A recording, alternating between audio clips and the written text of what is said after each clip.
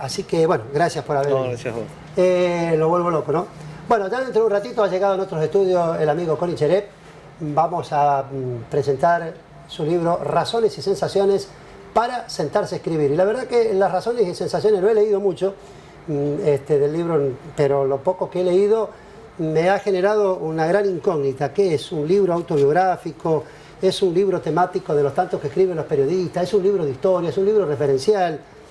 ¿Qué sensaciones le va a dejar a lectores del libro? Bueno, todo eso se lo vamos a preguntar al autor. Santa Fe descrita por un periodista, pero Santa Fe descrita ¿de qué manera? De una manera histórica, Santa Fe radiografiada por la pluma de alguien como nosotros, que somos periodistas, la vemos desde otra visión, no exclusivamente literario. Está muy lindo, repito, mire, tengo el marcador acá, no es mucho lo que he leído, no he tenido tiempo, Connie, te prometo que lo voy a leer todo, pero bueno, me lo diste sobre la hora también, viejo. La pausa, señor director, ya volvemos. Bueno, ¿cómo le va, estimado Connie? ¿Cómo va, Darío? Gracias por invitarme. No, por favor. Finalmente, tuviste 2 hijas, Sí. plantaste varios árboles, Sí. y faltaba escribir el libro. El domingo pasado, cuando lo presenté, Unión iba puntero. Así que dije, no, ya está, hasta acá llegué. Dije, ya está, es un buen final. Así que no. Sí, pero no sé, me quedan muchas más cosas por hacer, no creo que Pero, sea... es decir, ¿cuándo uno toma la decisión? Porque uno siempre escribe, vos como periodista, en el caso mío de los que somos periodistas Sí. gráficos, que es un poco el periodismo más genuino, el gráfico, ¿no? Sin desmerecer esto que estamos haciendo, ni la radio, pero lo gráfico es como que el inicio del periodismo fue gráfico. Absolutamente, sí, sí. Pero cuando dijiste, pucha, tengo que escribir, porque acá vos mencionás en tu libro a alguien que realmente tomando café, que él a lo mejor no se acuerda, pero vos sí, fue el que te impulsó a escribir un libro. Sí, fue una secuencia de cosas. Vos sabés que yo lo conté en la feria. Viste que estas cosas se dan así sorpresivamente, uno no lo resuelve. Yo lo tenía pensado hace mucho tiempo, pero la verdad nunca, no me animaba, nunca me había atrevido nunca me había autorizado a publicar. Y hubo una secuencia de cosas. Hubo una presentación de un libro de Pablo Marchetti, que lo hizo la Chiqui González. Yo esa noche la Chiqui recibió el Premio Nacional de las Artes. Yo tenía una tarde o una noche sensible. Me fui de la presentación muy emocionado con algunas cosas que había dicho la Chiqui. Llegué a mi casa, escribí un texto sobre la Chiqui que tuvo mucha repercusión. Se llamaba La Chiqui González, esa ladrona, que hablaba de algún modo de la historia de la Chiqui. Y al otro día Pablo Ricci me vino a visitar a la oficina, en la Secretaría de Comunicación, y yo le conté lo del texto, la repercusión. La Chiqui me llamó para agradecerme, me dijo, ¿por qué no publicás? Y Pablo me dice, vos deberías publicar. Y fue una cosa así que en un rato tomé la decisión. El tema es cuando uno te dicen, porque para quienes escribimos, yo también escribe de política, no falta que dice, vos tendrías que publicar, sí, pero publicar qué, bueno, que ya no se haya hecho. Fíjate vos, a mí lo que me pasó con el libro es que yo tomé la decisión de publicar antes de saber que iba a escribir. Y tuve unos días tormentosos y después descubrí, porque la verdad que la idea era una recopilación de textos publicados, y después descubrí que había había 2 puntas de 2 historias que me interesaba contar, o 2 ensayos que me interesaban realizar. Uno es el primero, el que vos empezaste a leer, que es un relato histórico. Un relato vivencial. Bueno, arranca con un relato vivencial de mi barrio, el barrio del Curaduzo. Tu familia. Del Curaduzo. ¿A tu papá le hizo gracia leer todo esto? Sí, está contento. Pero es que empieza con lo que es un barrio católico tradicional de Santa Fe. Sí, allá. Y eso se engancha con una historia... ¿Cuál es tu barrio? ¿Dónde naciste? Barranquitas. Barranquita. Ahí donde está la parroquia de Lourdes. A la vuelta, en la misma manzana. Cerca de la tía Marta. Exactamente. La tía de mi señora. Sí. Bueno, yo empecé con esa historia y derivó en una cosa que después, avanzado el capítulo, es la historia de la ciudad de Santa Fe y la ciudad de Rosario, contempladas en comparación, el nacimiento de ambas, y el peso que tuvo, no quiero ser en esto generalista, pero el peso que tuvieron algunas figuras de lo que uno puede denominar el patriciado santafesino, y sobre todo algunos obispos de Santa Fe, en todos los conflictos entre el sur y el norte, y cómo profundizaron algunas posturas muy conservadoras de la ciudad, el avance en algunas cuestiones puntuales. Y cuento 4 o 5 puntos, que es la sanción de la ley de matrimonio civil en 1865, que derivó en un golpe de Estado del obispo Gelaber a Nicasio Oroño. Cuento la reforma de la Constitución de 1921, una reforma que incluía en 1921, 30 años antes de que votaran las mujeres con Perón, el voto femenino.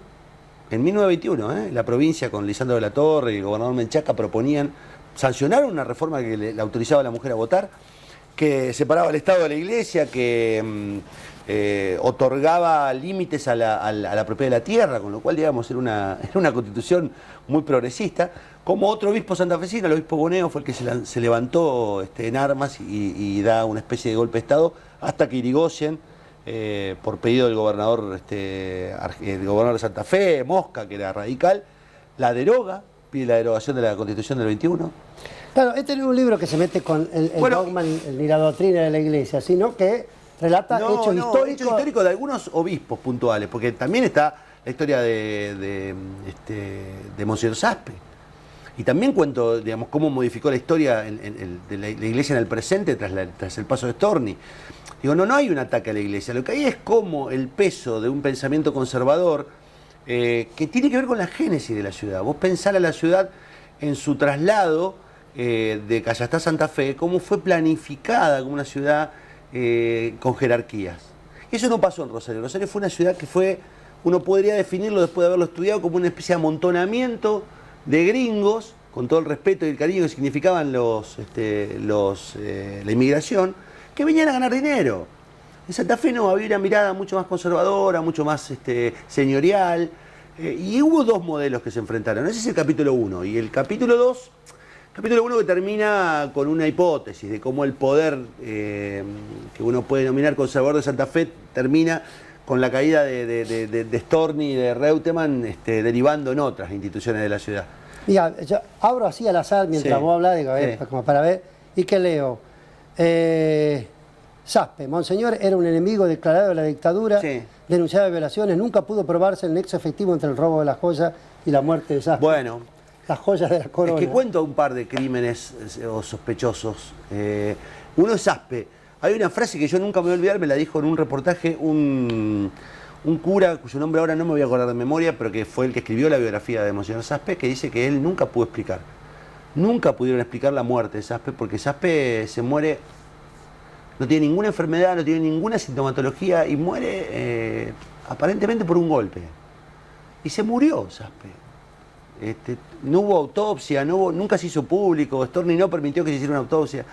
Y Saspe murió después de que un grupo comando robara las joyas de la iglesia y pidiera su renuncia. Ese es más o menos como el Padrino 3 con Juan Pablo I, ¿viste? No, bueno, pero pedían la renuncia de Saspe, lo hicieron lo hicieron a través de Clarín, a través de Crónica. Pidieron claramente como canje a la devolución de las joyas, que nunca aparecieron, la renuncia de Saspe, que era un hombre molesto porque tenía una práctica religiosa muy vinculada a lo social. Y otra historia que vos no sé si conocés, deberías por tu zona. ¿Cuál fue el primer gobernador electo del peronismo en la provincia de Santa Fe? No sé. Fíjate vos qué detalle. Muy poca gente lo sabe. Se llamaba Leandro Meiner.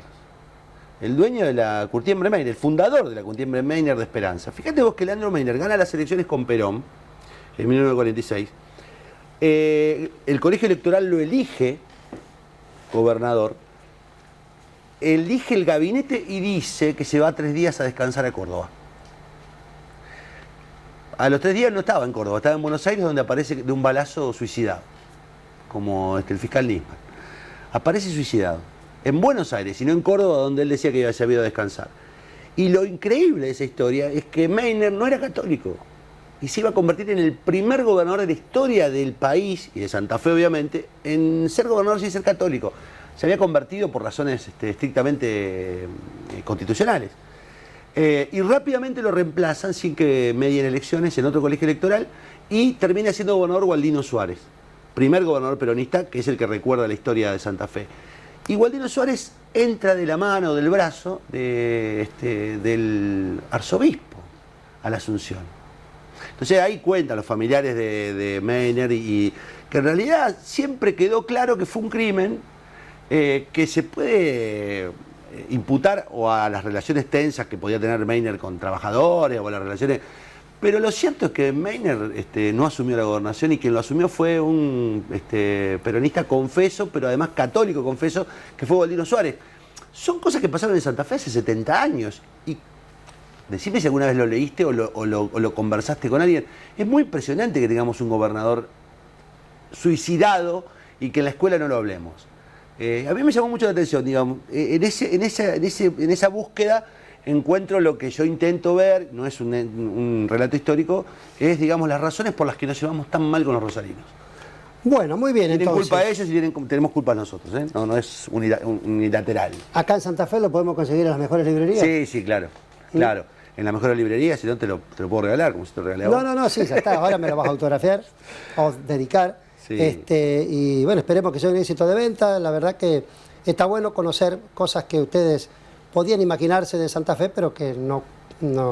O sea, todos sabemos, sobre todo los que venimos del interior, la fuerza que tienen las tradiciones, el famoso patriciado, los apellidos, la fuerza de la iglesia. Yo te quiero decir algo de esto, porque mucha gente me dice, no, pero es bien... No, a ver, yo no soy revisionista, no creo que las historias continúen, creo que los procesos son procesos y creo que las sociedades tenían razones en su momento.